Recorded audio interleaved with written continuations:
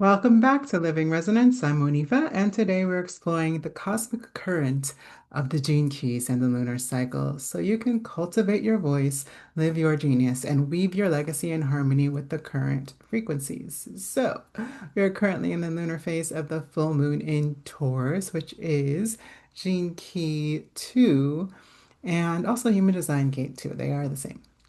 And we're experiencing the themes of dislocation, orientation, and unity in the gene keys. The genius of trust. So, what is this? We're going to get into it. So, here around here, we do human design through quantum human design by Karen Curry Parker. And gate 2 is called allowing in quantum human design.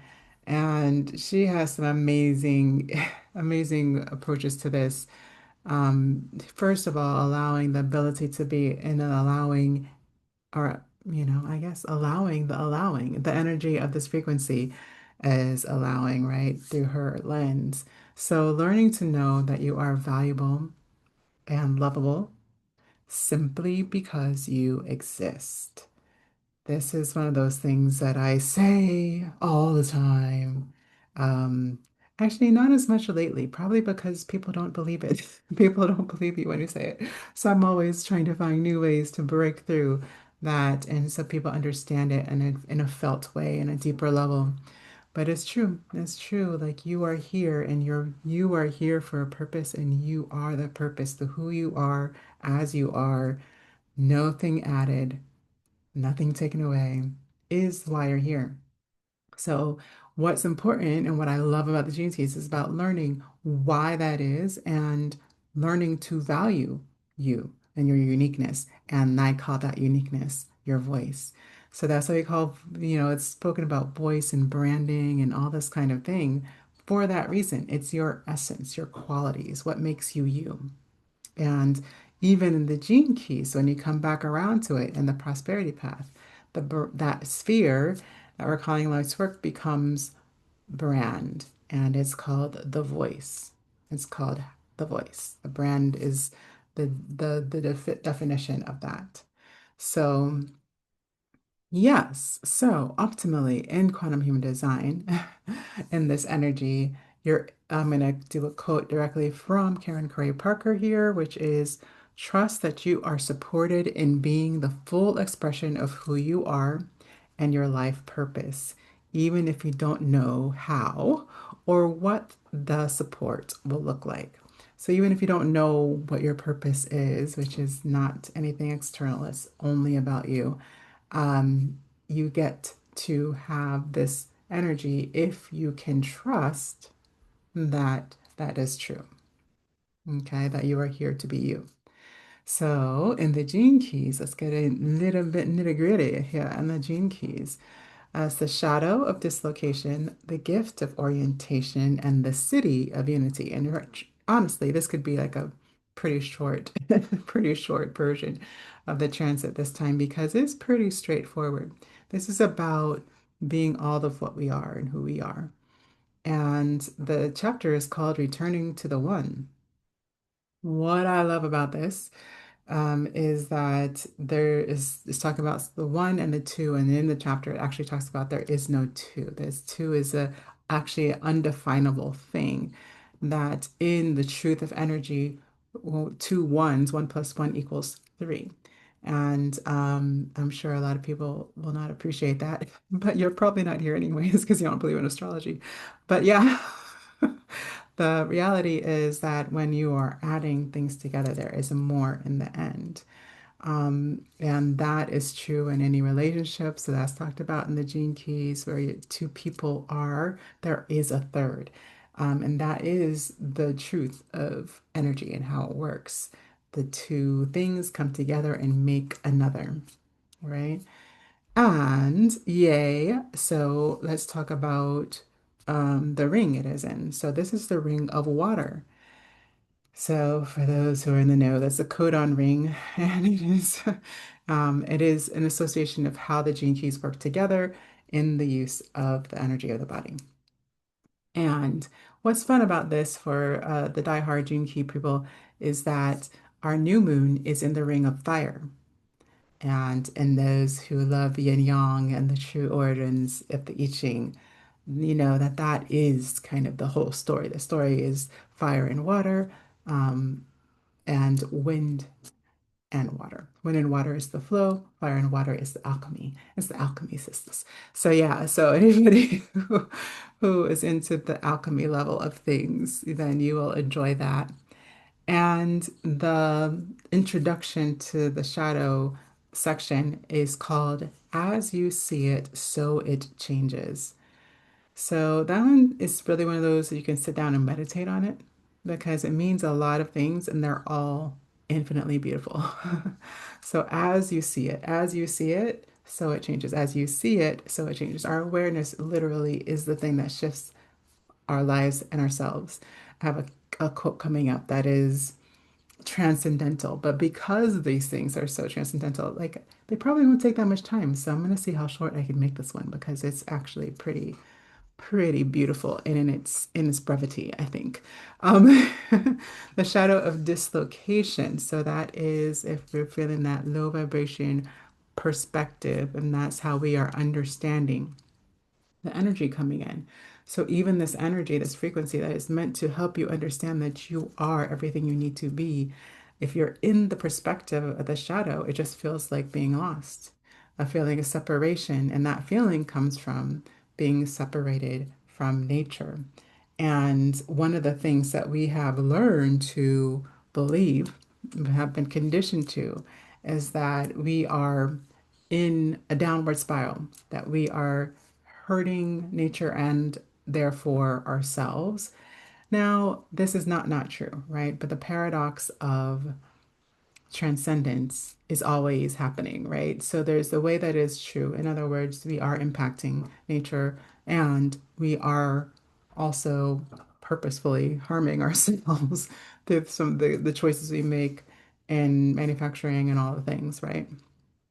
And when we truly understand this principle in the gift, we understand that all things are for a purpose. And if we can learn to look at it wholly and not as if there's the harm is innate is indentured or not indentured, but innate, innate, right? You see how once we decide that that's true for humanity, it can only be true for ourselves, right? It can only, like we can't not because we're human, right? So so that is the trick of this conditioning. So if you can believe that about humanity, then you can believe that about yourself. And the whole point of this is to notice our relationship to nature and that we are nature. So we cannot be separate. That is an illusion. That is an illusion. So we'll say that a few times. There's a few things that are illusionary about this concept and always in the shadow, right? So in the I Ching hexagram, the word is kun. I don't know if I'm saying that right, but that's the spelling that I can see. So kun and can be translated as the word field. At least that's the way that Richard Rudd is translating it here. I have seen it translated in other ways, but I like this because the quote that I'm taking from the book, based on that, is this is a beautiful, apt word to describe this second gene key because it represents the universal field in which we live. To move in harmony with this field is to be oriented, and to move out of harmony with this field is to be disoriented or dislocated. And so it's this very well-rounded definition of shadow. It's essentially that if you can see how we are already in relationship with nature, whether it's a good relationship or a bad relationship, that we are already there, if we own that, then we can work from a holistic place to be in right relationship with nature, right? But if we just feel like we are doing something to it and not a part of it, then we kind of perpetuate that pattern, right? So, the nature of this frequency is so that we can experience the reason why. Why would we do this to ourselves? Why would we offer ourselves up this paradox? Well, because in order to experience ourselves as real and have real experiences in material reality where we can feel ourselves and have these amazing experiences of eating and having sex, stuff like that. In order to do that, we have to be able to experience ourselves as separate, right? And that is the purpose of this frequency. There's nothing wrong. This is our plan. This is the plan. This is God's plan, if you want to see it in the greater understanding. And so there's nothing wrong, right? There is an aspect that it is true that we can't be each other literally in the 3D, but we are. And the illusion is that we're not, right? So this comes from the fear, this kind of insidious fear that of humanity heading in the wrong direction and destroying itself, which again, we have seen a lot of theories where that can be true, especially the way we keep playing this game. But again, all it takes is a holistic perspective to heal and integrate everything as a whole. And we have more and more people breaking through to that awareness and creating true connection cycles and therefore integration, truly healing some of these patterns. And so we get this understanding of what it means to be in the truth of who we are. And I was going to talk about the programming partner, but it's going to take me on this whole thing, and the objective here is short. The short, I'm keeping that in mind. So, let's talk about the two sides of the shadow, how we tend to see and act it out. When we repress this frequency energy, it looks like being lost. So, what does it look like when you're being lost as it occurs to your purpose and meaningfulness of life? It's that we're directed by materialism only, only by what we feel, only by what we see, only by what we experience, right? And therefore, everything is born from the selfishness of our separateness, right? And which is an illusion. So, if you're bought into illusion, that is kind of one of the ways that you can be doing this shadow. Okay. It's one of the ways you can be doing it in real life. So what happens usually if you believe that, if you believe only the material experience matters, only your experience matters, then it feels like there's no point to life's trials and life itself becomes purposeless. There's no meaning, right? So that's hell. If you want to be specific, that's hell, right? So that's why we call it the shadow. There's nothing wrong with the shadow. We just don't like being there, right? On the reactive side, it looks like being regimented. So when we're reacting this energy, pushing it away, usually it comes with this unresolved anger, anger towards ourselves, anger towards each other for allowing this to happen, all that kind of thing, or even causing it to happen if we have that perspective, right? That anger means that we want to control things. So we impose structures over life. Now, structure is not, again, in and of itself bad, but when we're doing it in a reaction to what we fear, you see the difference? And so what happens is that we're no longer trusting life. We're no longer trusting that there is a purpose and something that's happening for a reason. And then we're moving against it. And it takes us out of harmony with the nature of life, the true nature of energy and who we are and what we are here to do. You're no longer able to hear, be in sync with that energy. So this is how things like religion and science can go wrong, right? If they're reactions and fear based, they can go wrong because now you're trying to structure something that is artificial, illusionary on top of something that is real, and it will not work because the only whenever you're trying to keep something still like that, like life is change, life is movement, life is going to keep going. So if you restrict it like that, it will die or lash out. That energy does a lot of different things that can like blow up on you if you do it do it to the wrong kind of energy, right? So, evolutionarily, like how does this turn into the next thing? Well, this is the quote I was waiting for. It is, quote, one needs to really grasp this insight. You do not change your reality through doing anything. You do not change your reality from doing anything or through doing anything, is the quote. Now, this is a hard one, right? Because we're here to feel, do, feel, experience, and all the stuff, right? But the truth is that it's not the doingness, the action that is making all the things happen. It's the what was the name of the chapter again? Let's rewind. Let's rewind. Let's go back to as you see it, so it changes. So when you see the world as whole, when you see each other as inclusionary, as one, then you respond as such, you act as such, and it creates that, right? And so that's like the mini secret of manifestation. I actually started reading this book and it very much talks about this specifically. It's so interesting that it's a simple idea, but it's something that we confuse ourselves on regularly, right? As you see it. So if you see something being wrong, then that's where the awareness is, that's where the focus is, and that's what you create more of.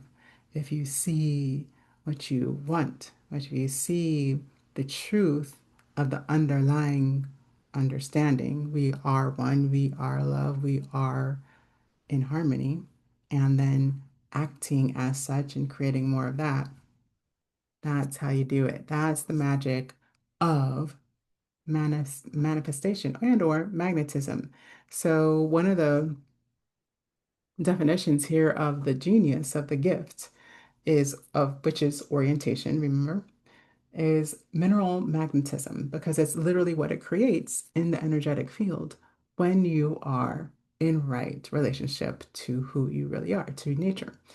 And that happens through emotions, triggering the little brain to send out the right chemicals to the system so it can start bringing in the things that are nourishing and that are supportive to the flow of the system of your body. Because remember, this is gene keys, so that does mean your literal genes, DNA. So we are talking about the body itself at always, but also at this point.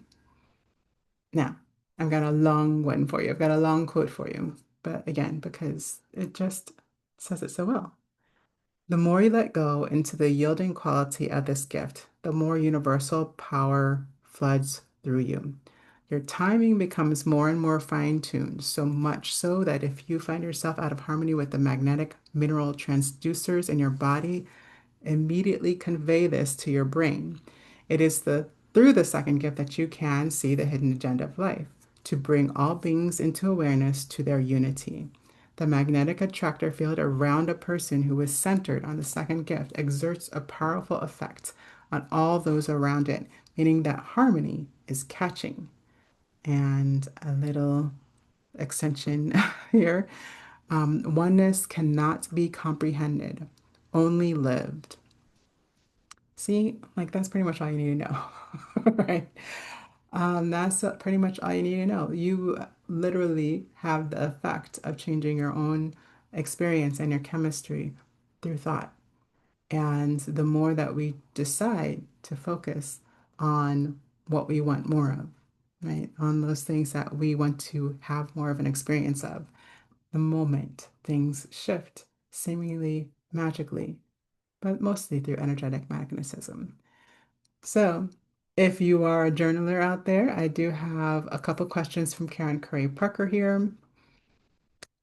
First question, how much good are you willing to allow into your life? Second question, do you believe you can be fully supported? Yeah. And depending on how you answer those questions, will tell you how far are you along to being in this frequency, the allowingness.